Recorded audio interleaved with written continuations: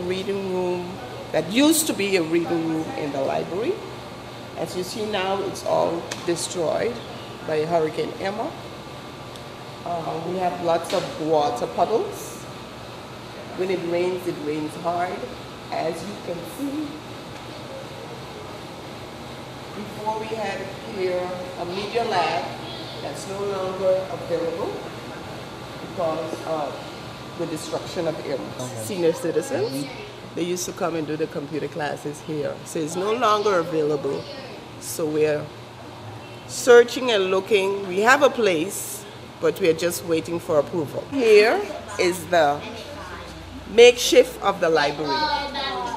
We put up the tarpaulins in order to keep it going, and we're still here waiting. We still have lots of clientele coming into the library in order to make use of the library. And is this the entire collection you have available right now, or does it change? I mean, is this all the books you? This is not all the books. Okay. We have them put away in boxes in order for when we're ready to move to our new location, that we get a good book. Those are in storage? Those are in storage. Those are in the back. But suppose I come here and I want a specific book, and if it's in the box, that is bad luck for me? Then it's bad luck. Okay. That's the problem. Oh, thank you. So the sooner we could get out of here, the better it will be for us and for everybody. What section of the library this is? This used to be the circulation desk. This is where you bring in your books and stamp out in order to go into the library. As you see here, Hurricane Irma really destroyed and played a number on the library. So there the window came out. That was a window there. So that came out, it blew down, so it's still there standing. Boxes, like I said before, we are busy making preparation in order to move out. Damage to the roof. This was the adult section, along with the St. Martin's collection. Again, you will see this was the children's corner, the children's juvenile section. So what we are doing is like packing all the books in boxes, like Mr. Kerokoff said. If you needed a book, you can't get the book because it's packed away. This here is the adult fiction section, adult section. So everything is packed away in boxes. Making preparations. When we're ready to move, then we'll get the volunteers. You understand? Because that's a great job in order to get everything going. So we definitely need volunteers for that. The roof and the ceiling is basically still as it was right after Irma? Or did you do any temporary repairs? This is the same as how it is with Irma. Yeah. The one in front, we did some temporary repairs. Oh, in the reception area? Right. Where with the top. Right. Because this, you can't do much in here. Because, you see a lot of the panels is loose. So you can't do much. Don't get any, there's no insurance money available for any repairs? Because it's declared total loss? Yes, or? correct. Yeah? Okay. So they're just going to give a complete payout and then... but that would be for a new building? No, what we want to do, the temporary move that Mrs. Hughes talks about is for a rental of maximum of 3 years for the temporary location, and in that time the new joint building will be constructed. Is that still one of the warehouses of Superplaza? Yes, that is still the intention, yes, correct. Because for my understanding, this building, is that library property or government owned? The property is the library owned, yes. Also we have a long term, yes, and the insurance is also the library itself. Yes. So it has nothing to do with government owned buildings or? No, the premiums are paid also by the library, and the policy is with the library. Okay. Yeah. So the only problem is you don't have the money to totally rebuild the building? Not as yet. Not as yet. Yes. But what is the hindrance then? What is the hold-up? We are working on that. There is actually a joint task force. As you know, there was an MOU signed between the three organizations. And the task force with members of each organization is basically preparing a package, a project to construct that new joint facility. And is that that's supposed to be here Yes. or at a different location here? Yes. Okay. Yes. So we in that have the respect property now- ready, so it makes no sense going looking Yeah, and in the that location. respect, you already had the plans there for a long time, I think. At There least were when some things- plans, yes, there were plans, I think in 2010 or around 11, and then after that there were some other plans made, so there are at least two plans or packages of plans for such a joint building. And these plans are still. We're going to These revisit plans them, are we're going to still- review them and then adjust them because it's a few years already. But they basically had all the specs of the three organizations because the MOU was already also 10 years in the making. Yeah. And it's only this year that we finally signed it. Yes. So we don't have to reinvent the wheel. It's just to get things moving and get the cooperation from the government and hopefully Yeah. other. It's an educational institution, so you'll figure, you know, this will be the first stop for the general public, for the children in general, in order to get things moving. As you see, a year have passed with Hurricane Irma, and we're still here, being an educational institution. So we're still hoping and praying that all will, you know, we will get that, and what? And pleading. And pleading, you know, that's for us to get this approval in order for us to move out of this building. World Bank to obtain some money from the recovery fund? We did not officially apply.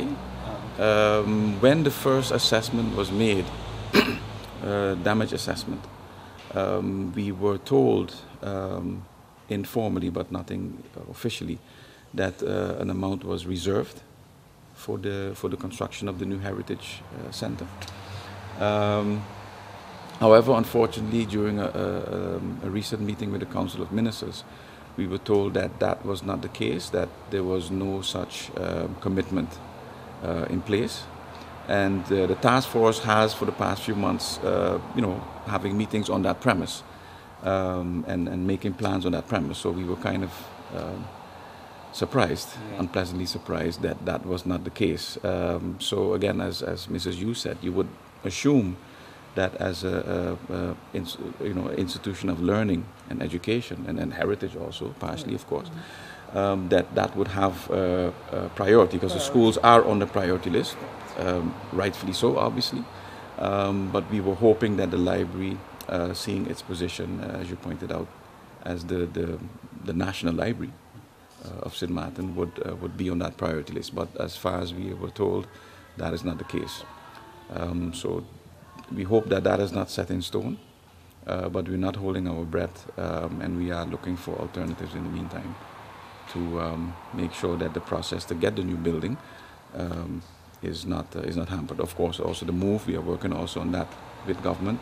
We are hoping to have a meeting soon with the ministry to get the move, the temporary move, also regulated and finalized. How much would it cost you to build back? We are still putting those figures together. As I said, there were some estimates made in 2010-11, and after that, as recently at 2015, I believe. Obviously, costs go up, so you can't, you know, blindly follow the figures that were made 8 years ago. But we are still putting those figures together, and as soon as we have that entire project dossier finalized, we'll have a better idea of what the exact amount So is. you don't have really like a wrong-off number of how much it's going to cost you to really... Well, the figures that I saw back then from 2010 were mentioning, I think, about 4 million guilders or dollars, I think guilders. Probably guilders at the time. So it's upward of that. I think it's safe to say that it's upward of 4 to 5 million guilders at least that we are looking at. And if you're going to build back, are you going to build back in the material or are you going to build back in the concrete? The idea is, one of the points of departure of the task force is that this heritage building will be the last. So we are building for the last time, quote unquote. meaning that this will have to last for future generations to come, and taking into account also the circumstances in the region, hurricane risk, etc. So we are definitely we want to have a temporary and aesthetically pleasing building that the community can relate to. And identify with, but also structurally it needs to be top class in the sense that it can withstand all categories, the maximum categories of hurricane. So that's definitely, I would say, on the top 3 of requirements that it is hurricane proof.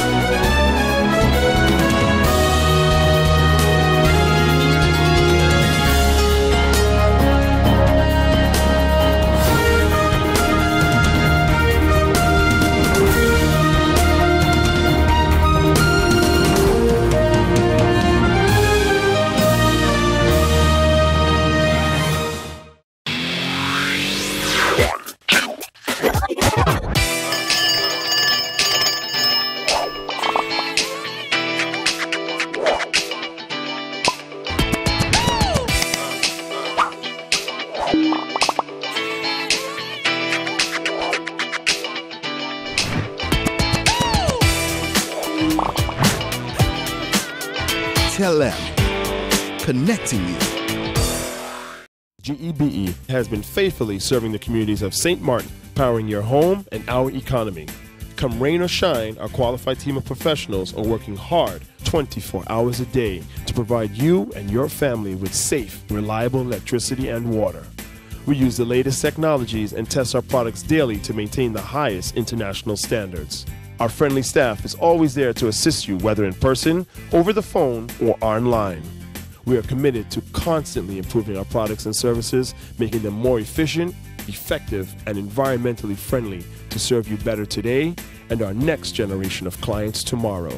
GEBE, powering a brighter future.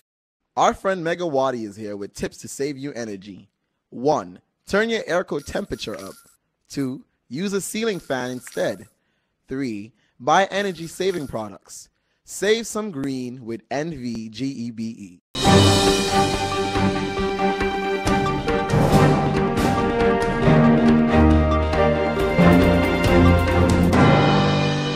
The establishment of a St. Martin militia, e-governance, technical assistance, Kingdom Council of State, the VNG, a meeting with State Secretary Knops, and as the minister indicated, a meeting concerning the finances of St. Martin.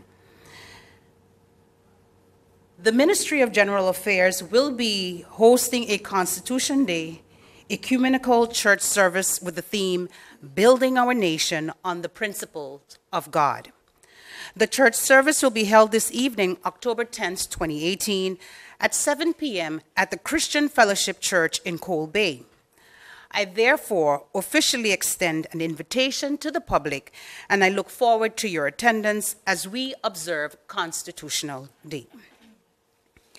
An update on the Caribbean OCT Resilience Summit, as I previously announced, with the support of the European delegation in Guyana and the European Commission Directorate General of Development Cooperation, St. Martin will be hosting a Caribbean Overseas Countries and Territories Resilience Summit 2018 with as theme Unite, Prepare, Adapt on Thursday, October 25th. The summit is divided in 3 subtopics, Unite, Prepare, Adapt, which create a progressive theme for the event, each topic building on the next to come to a potential solution. The concept behind the subtopics is as follows. Unite, stronger together. Though the Caribbean consists of many small island nations, countries, and territories with different historical and current realities, we share many similarities as SIDS, or Small Island Development States, not the least important being climate change. In the segment titled Unite, the objective is to identify means of strengthening the individual islands through a united approach to become a stronger and more resilient region. On the subject of prepare, fail to prepare, prepare to fail. Our climate is changing, and the Caribbean will be one of the zones on this planet to feel the effects first. Furthermore, the Caribbean region is prone to a multiple of potential natural disasters that can severely disrupt daily life. In the segment titled Prepare, the objective is to dissect the topic of preparation to reveal a more attainable concept of unified preparation. And lastly, adapt, bend or break. To adapt is to accept a new reality and adjust our approach to how we shape our lives, but also to rise again after disaster strikes. In the segment titled Adapt, the goal is to stimulate our leaders to start thinking differently about what it means to be resilient.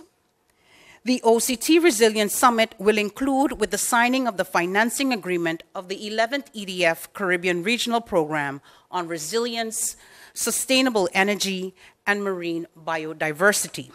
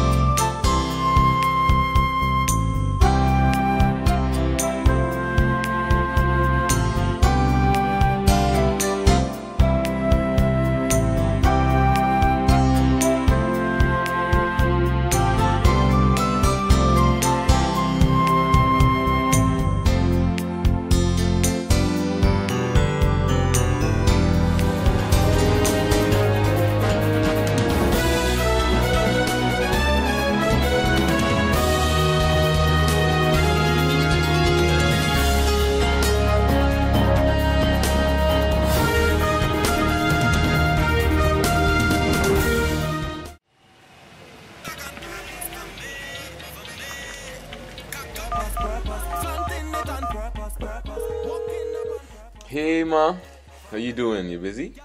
I hear, just paying some bills, taking care of business, you know what it is?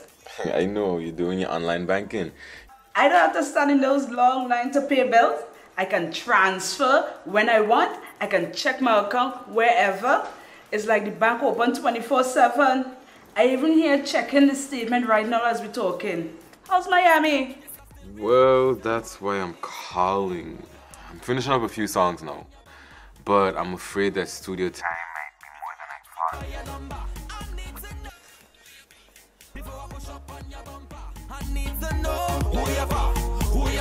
thought. And I was wondering if I could get some help with some funds, and I could pay you back as soon as I get back to St. Martin. Let me check my account. How much you need? I think 500 should be enough. I can transfer it to you while online. Direct from me to you. No problem. Great. Thank you so much, Ma. I'll get online with Viv now. Alright, darling. You know who you're for? I need to know who you're for. Contact WIB today for your complete personal online banking experience. Available for all mobile devices. The Windward Islands Bank, now your online banking partner in progress. It's been said that behind every door, possibility awaits.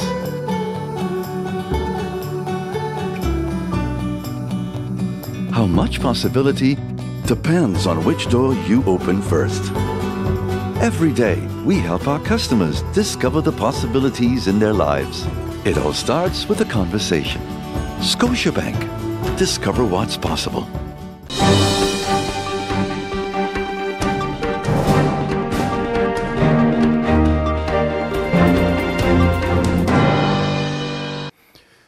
You spoke of the deficit since 2010 up to now. Where would you put the financial deficit of St. Martin at this time overall, Minister? Thank you for the question, Stephen. As you know, I've presented the 2019 budget last week to the Council of Ministers, where it was approved. It's now in the, let's say, the legal protocol trajectory to make its way to the House of Parliament for debate, discussion, and approval. I got a similar question last week on the numbers of the budget. And I mentioned then that I would like to refrain from sharing that information until it went to the Council of Ministers. But that also counts or goes for the Parliament. But, you know, I think it's fair that people really want to know